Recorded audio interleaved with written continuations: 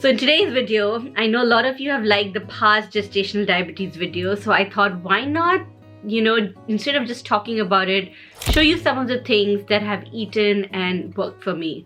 Hey guys, I'm Nupur Singh. Welcome back to my channel, and if you guys follow me, you know that I am currently pregnant, and a lot on my channel I talk about my pregnancy, parenting related stuff, IVF because I had both my kids, my current one and the one I'm gonna have through IVF, and gestational diabetes that I was diagnosed in both my pregnancy. And these are some of the topics that people don't really talk about, and I really hope we can break those stereotypes and talk more about these topics because it's relatable and so many women go through it, and I hope this channel serves as that platform that can help a lot of the women who are going through this. Now for context, in this pregnancy, I was diagnosed with gestational at 16 weeks completely by fluke, by chance. My A1C was normal. My doctor didn't think I would have GD so early on, but I did. I insisted on getting the glucose test and I was diagnosed with GD, which in a way was a blessing because I could treat it early on, be more careful about my diet. But of course, I had a stricter diet through my pregnancy. At around 24 weeks is when I started taking insulin for food, and around 27 weeks I started taking fasting. Now up to 29-30 weeks, I feel I could personally get away with a lot of the food, because it's just early on in the process, and I could eat more, I could go out, have fun, and my numbers were still okay. Come 30 weeks, it's been much harder to manage my diet, and even with insulin, I have to be very careful because the placenta is on overdrive. But there are still some snacks that have worked for me, that when I'm hungry or I crave something sweet, they have just worked better. They worked through my pregnancy and they're even working now.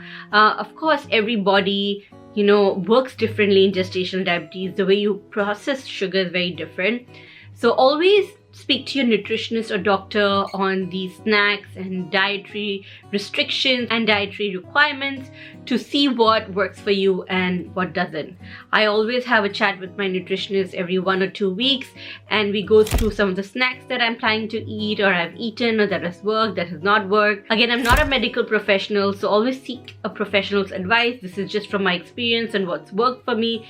Take it with a pinch of salt, try it and see whether this works for you. But it has worked for me during this pregnancy, some of which I also used in my first pregnancy, but I just feel like this time around the options have been much more. So let me take you through those snacks. Quick rundown, I'm a late breakfast eater. I have my breakfast and then I try and have a snack, or I will combine snack and lunch together. Then I'll have another snack in the evening, and then I have dinner, and then I have a bedtime snack, which is usually a protein shake. So I'll show you some components of all of these meals that has worked well for me during my gestational diabetes journey. So let's go. Okay, so we are near my fridge, and I'm going to show you some of the things that are in this that have been a complete lifesaver. The first one being this Fairlife protein. So during pregnancy, there's a recommended dosage of a certain amount of protein, which is expected to increase a little bit if you are diagnosed with gestational diabetes. And so I get these from Costco, good value for your money, and each bottle has 30 grams of protein, which is amazing.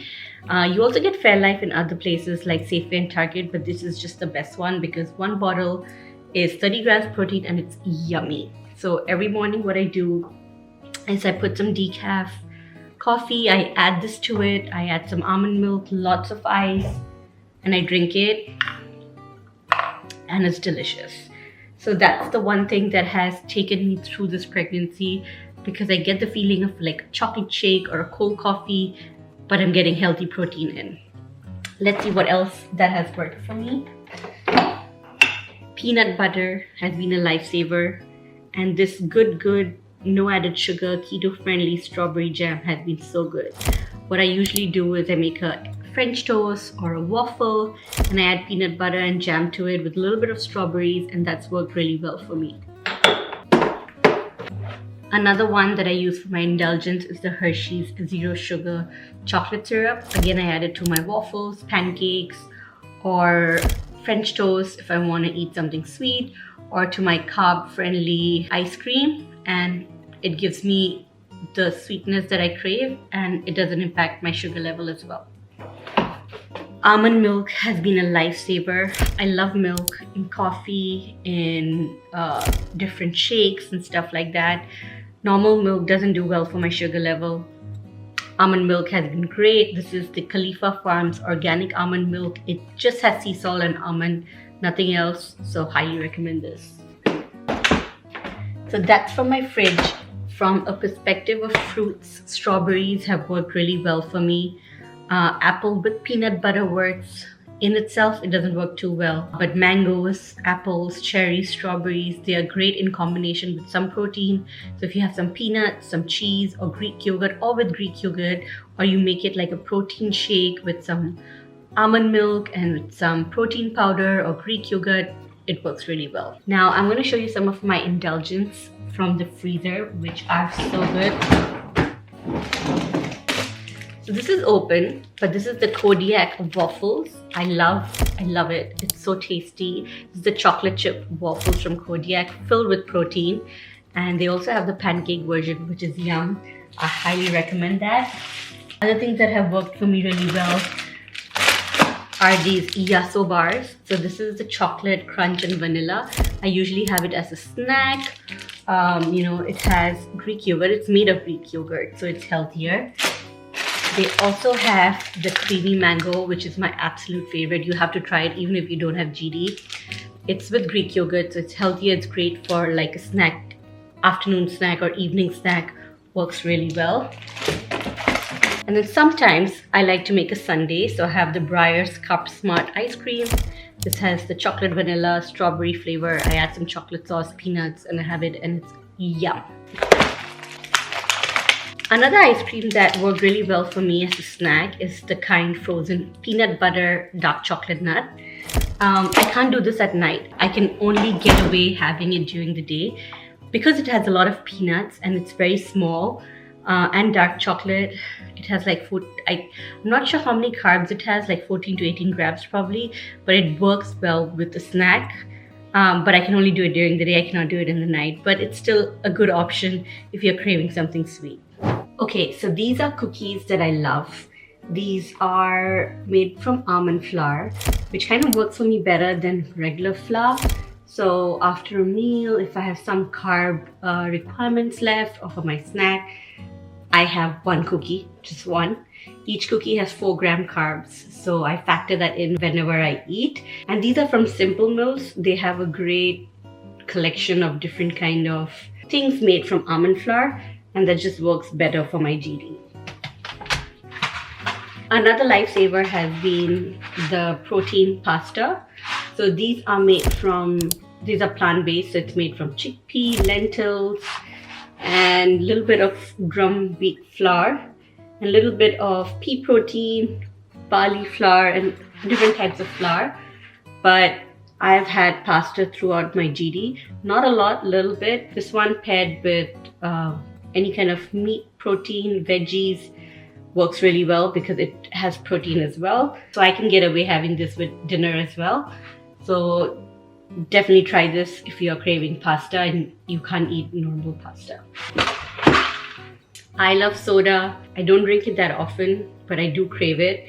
And the zero sugar Coke and ginger ale and Sprite have been a lifesaver, especially when you have nausea or you feel dizzy, or if you're not feeling well. These have been such lifesavers.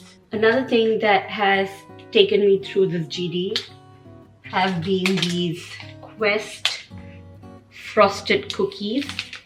This is the birthday cake and this is the chocolate. The chocolate tastes exactly like choco pie, and it's just absolutely yum. I love it.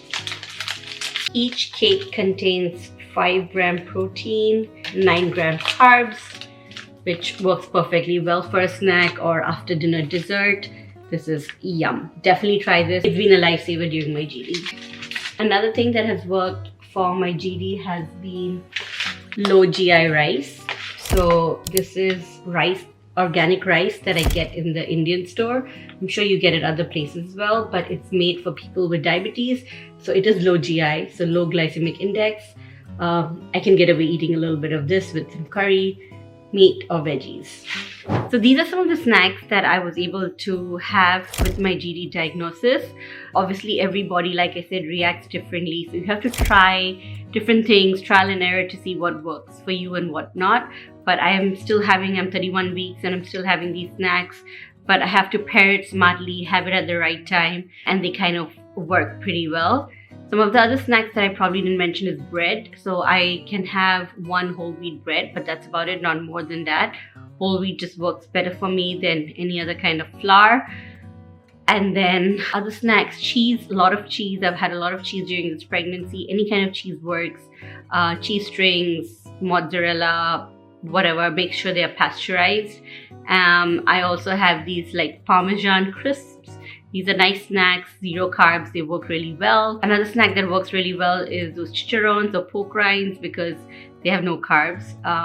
So yeah, I just thought I'll share some of the snacks that if you are going through your gestational diabetes and you're wondering what you can have and what you can't have, these are some of the things that you can, that might work for you. Like I said, check with your nutritionist.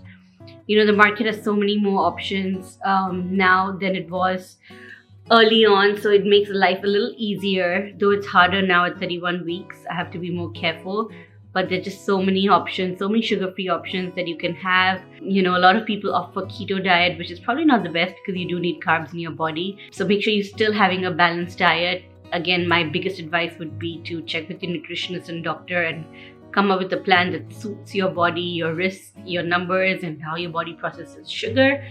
But I hope this was useful, and I will see you next time in another video. Till then, lots of love.